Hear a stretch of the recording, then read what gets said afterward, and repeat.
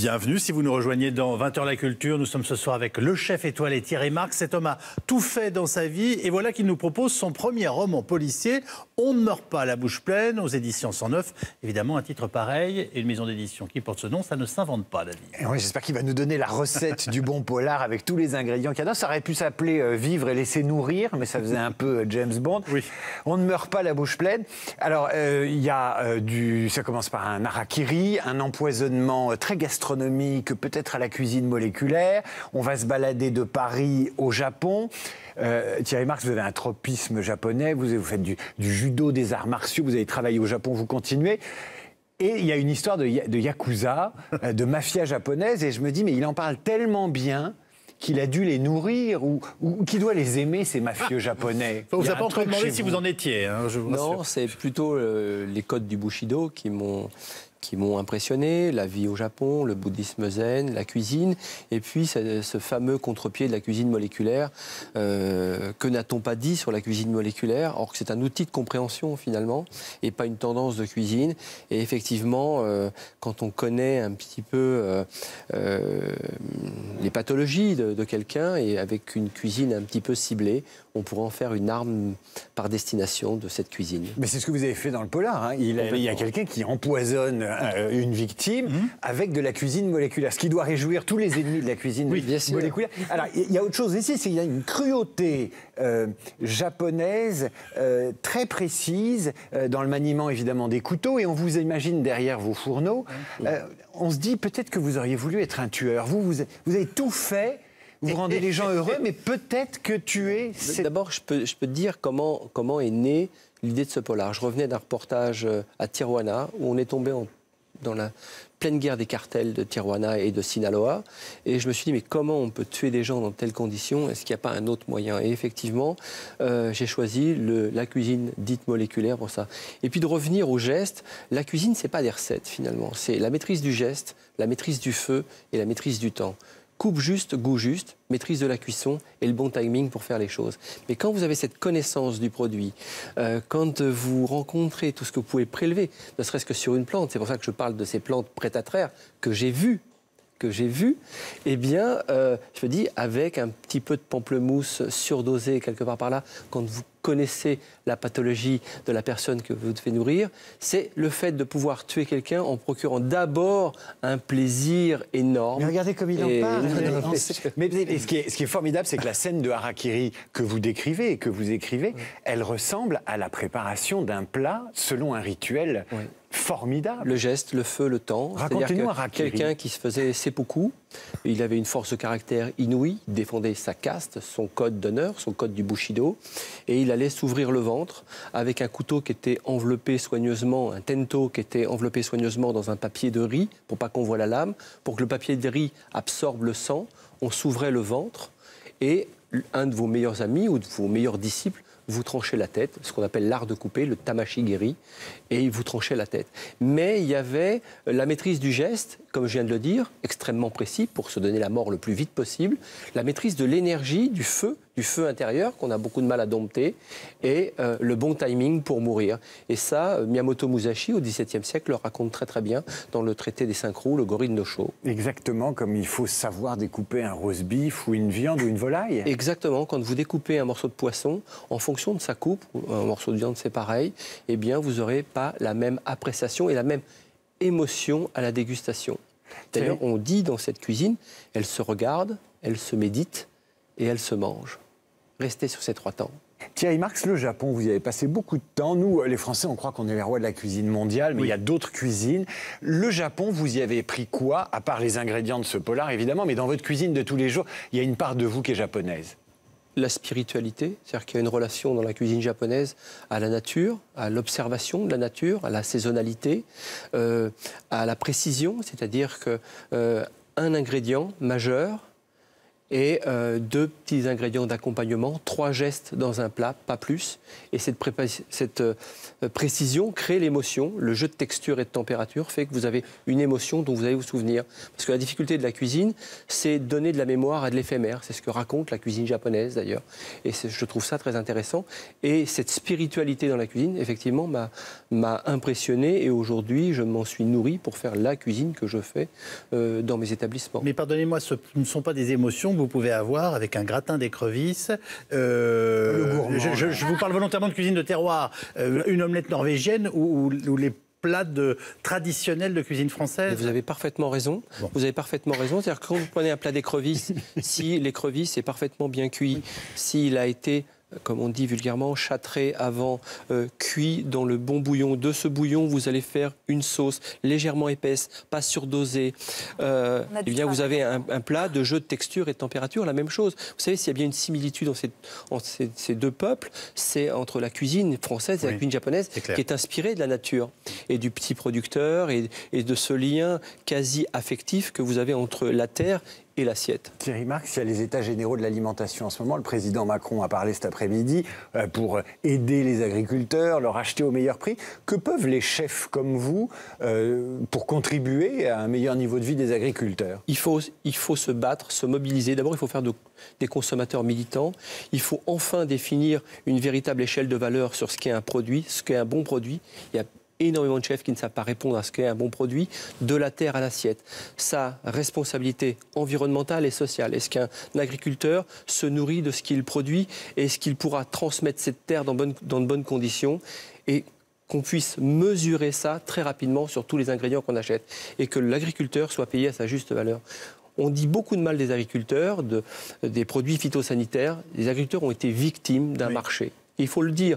Donc aujourd'hui, nous, artisans des métiers de bouche, mais pas seulement les chefs, on doit se mobiliser pour ça, accepter l'économie de la qualité. Le low cost, ça nous a pourri la vie. Donc il faut accepter l'économie de la qualité. Une baguette à 80 centimes d'euros, ça n'a pas d'intérêt. Ça n'a pas d'intérêt. Ça ne protège pas une valeur agricole, ça ne protège pas une valeur d'apprentissage et ça ne protège pas un artisan. Une baguette à 1,20 €, vous voyez que le delta est faible, eh bien, ça protège toute une filière. Et ça, c'est intéressant.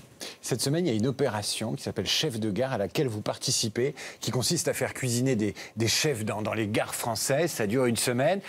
Vous avez un gros job là-dedans, puisqu'il faut transformer l'arme du crime, c'est-à-dire le sandwich SNCF qui nous étouffe, en quelque chose de bon. C'est quoi votre recette ? Complètement, c'est simple. En quelques mots. Encore une fois, le choix du produit, le choix de l'artisan, et juste un mot. Juste un petit bout de phrase.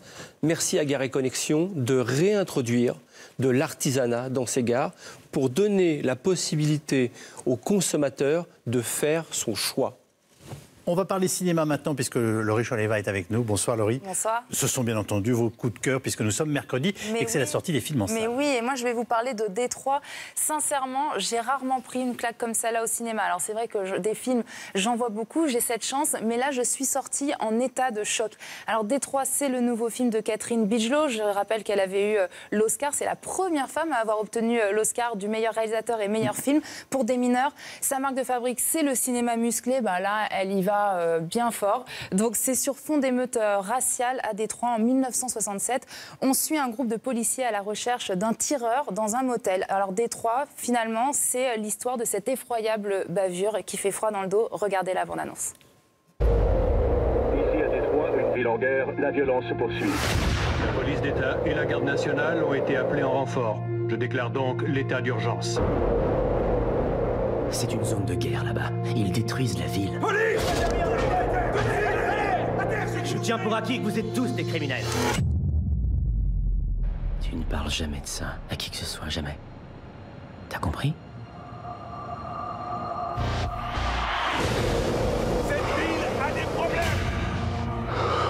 Mais l'heure est au changement. Je vous ai dit ce que j'ai vu. Je suis juste là pour vous aider.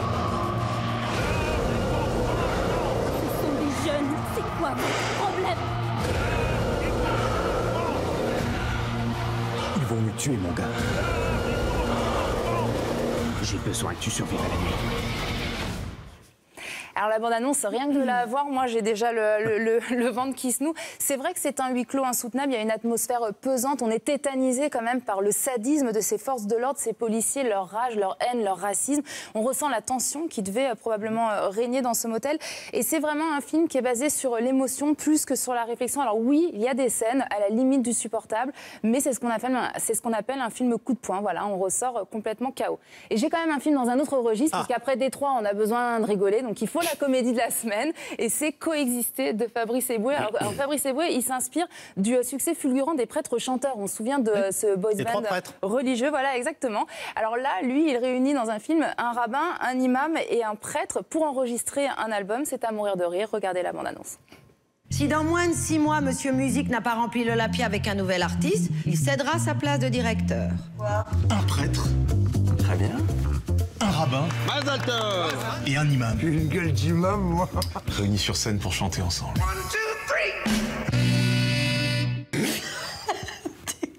Non mais je rigole pas là. Moi, je vous rappelle que nous sommes dans un pays de culture chrétienne. Judéo-chrétienne. Ah non, chrétienne. Les rois de France n'étaient pas juifs. C'est dommage, hein, parce que vaut mieux avoir la bite coupée plutôt que la tête. Oh, bah c'est malin, ça. C'est vraiment une fable sur le vivre ensemble. C'est hyper drôle. Vous avez vu le casting, Jonathan Cohen, Ramzy Bédia, Guillaume de Tonquédec, Audrey Lamy. Le sujet était casse-gueule et franchement, ça fonctionne à merveille. Merci beaucoup, Laurie. Merci à vous, Thierry Marx. On ne meurt pas la bouche pleine, paru aux éditions 109 avec Odile Bouillet. Et nous allons maintenant accueillir avec vous Camille pour sa météo. Votre programme avec Mégagence, réseau national de consultants immobiliers.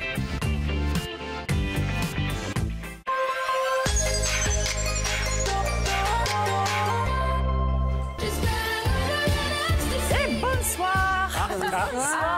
Elle est revenue. Je me présente, Paulette, chef cuistot et grande fan de Thierry Marx. Et je profite de votre présence, Thierry, pour dévoiler ce soir en avant-première ma recette signature extraite de mon livre de recettes, La Popote de Paulette. Mesdames, messieurs, le guacamoule. Le guacamoule, c'est l'alliance de la côte bretonne et du Mexique. C'est la douceur de l'avocat et la niaque de la moule. Je sais ce que vous êtes en train de vous dire, monsieur Marx. Osez, mais bien pensé. Alors, pour un bon guacamoule, il faut évidemment de bonnes moules. Alors, j'ai pris la moule de la Seine, car les moules de la Seine, les moules les plus saines. Il vous faut aussi, bien évidemment, un bon guacamole. Alors, le guacamole est une spécialité mexicaine qui, malgré la simplicité de sa recette, demande une extrême rigueur dans l'exécution. C'est pourquoi mon petit secret, c'est de l'acheter. Une fois que les moules sont disposés comme des petits bateaux sur cet océan de saveurs, on rajoute mon petit ingrédient secret. Une pincée de sel. Il s'agit ici de leur rappeler leur océan natal et ainsi réveiller ce que nous, cuisiniers, appelons le pouvoir de la moule. Alors, quel est... Vous me direz... Quel est le meilleur cadre pour déguster son guacamoule? Eh bien, le guacamoule peut se déguster en été sur un bateau accompagné d'un petit verre de rosé ou bien en hiver sous la couette accompagné d'un bon chocolat chaud. De toute façon, il n'y a plus de saison. Hein. Il suffit de regarder la météo. Regardez-moi ça en plein mois d'octobre. Demain matin, on relèvera des températures assez hautes hein, quand même. 13 à Agen, 14 à Perpignan. Et dans l'après-midi, on se croirait carrément en plein mois d'août. On a du 23 à Bordeaux, 18 en Bretagne et une maximale de 26 à Marseille. Alors évidemment, la popote de Paulette regorge de recettes. Par exemple, la papillote, des papillotes à la glotte de porc, ou encore la ratapoule, une ratatouille constituée de 3 espèces de poules. Voilà, en tout cas, monsieur Marx, si vous avez besoin de monde en cuisine, prenez Paulette. Et en attendant, je vous offre cet échantillon gratuit que vous allez pouvoir déguster pendant les guignols. C'était votre programme avec Mégagence, réseau national de consultants immobiliers.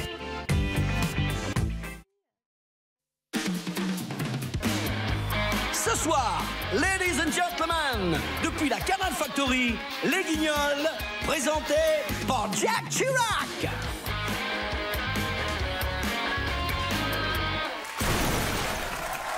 Bonsoir, bonsoir. Ouf, ça y est, l'équipe de France est qualifiée pour la prochaine Coupe du Monde. Vous avez vu ce match hier soir? Matuidi qui passe à Griezmann, qui marque. Grisou qui passe à Giroud qui marque. Allez, on se remet un coup de l'ambiance du stade hier en deuxième mi-temps. Alors, on est qualifié, mais qu'est-ce qu'on s'est emmerdé? Et nous, est-ce qu'on s'est emmerdé? L'exil fiscal de Florent Pagny au Portugal fait beaucoup parler. Il y a les pour et il y a les contre. Il y a aussi les contrôleurs fiscaux, les méchants messieurs de Bercy. Monsieur Pagny, Florent, j'ai ici votre déclaration de revenus pour l'année 2016. Je le veux pas dans mon équipe, lui, là. On peut le refiler à Jennifer? On n'est pas dans The Voice, hein, ici, monsieur Pagny. On est au ministère des Finances, à Bercy. Retournez-vous, si vous voulez bien. Ouah, Bercy! Ah ouais, j'adore. J'y ai fait le savoir-aimer World Tour. Une fois, je suis parti avec 30 000 de cash. Monsieur Pagny, vous avez déclaré pour 120 000 € de frais de serpent. Ça correspond à quoi, s'il vous plaît? Ben, c'est mes futurs en crotal. Ben bon, j'ai pas compté les frais de crocodile pour mes vestes. Hein. Ça faisait trop, sinon. Et les 17 000 € de débroussailleuse? Ben, c'est pour tailler mon bouc. Bon, il y a quelque chose qui va pas, monsieur Pagny. Il y a trop de frais. Alors expliquez-vous. Moi, je sais pas comprendre. Je suis portugais. Je m'appelle Florentino Paniche de Oliveira de Patagonia. Il se fout de moi, là? Ah non, non, non, il est comme ses vestes, hein. C'est un caméléon. Chalou, j'y vais. Chez mon avion pour Lisboa. Adeus. La comédie de la semaine, c'est Coexister de Fabrice Eboué. L'histoire d'un prêtre, d'un imam et d'un rabbin réunis pour chanter le vivre ensemble. Une cohabitation difficile, mais pas autant qu'au PSG, hein, où les attaquants stars se tirent la bourre. Bonjour, Unai Emery, entraîneur du PSG. Pourquoi le PSG est au point mort en Coupe d'Europe? L'année passée, on a essayé des systèmes de jeu très ambitieux.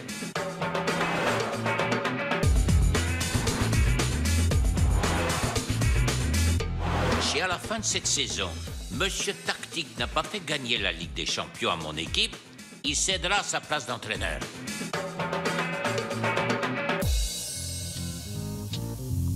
Et pourquoi on fait pas ça? Quoi? Un surdoué. Kylian, tu liras Albert Camus quand t'auras fini tes dribbles. Une star. La remontada, chez moi. Un attaquant de classe mondiale. J'ai une goal d'attaquant de classe mondiale, moi. 1, 2, 3. Réunis sur le terrain pour jouer ensemble.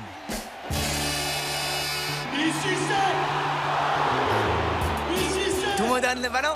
Et Seigneur Emery, il a dit c'est moi qui tire les pénaux. Tu vas encore blesser un pion.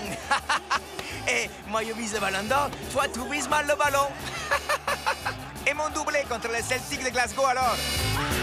La nouvelle saison du PSG.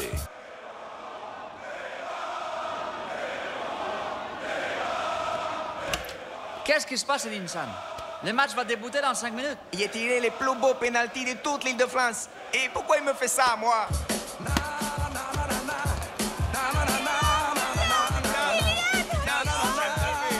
Mais puta madre, respectez-les. Tu vois pas qu'il est encore plus chaud? J'espère qu'avec ce boys band, vous allez au moins faire une demi-finale. Ah, tu sais, Albert Camus a dit un jour... Mais m'en fous de ce qu'il a dit. C'est terminé les classes. Adios. Adios. Au revoir. Dans la langue de Molière, on dit au revoir. Toi, ça va, les faillots, hein? Coexister au PSG, une mission pour Unai Emery. J'ai un peu l'impression qu'on a caché l'ambiance. Et qui sait qui va le remettre? Chez Tonton Neymar. Mogic.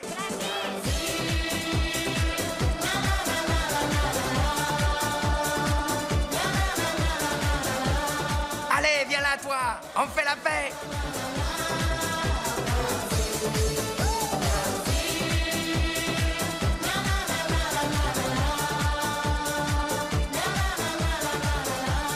Cette saison sur Canal+. Merci beaucoup de nous avoir suivis. L'émission est bien entendu rediffusée comme chaque soir vers 22h sur CNews. Bonne soirée à tous. Bonsoir Alice. À demain. À demain.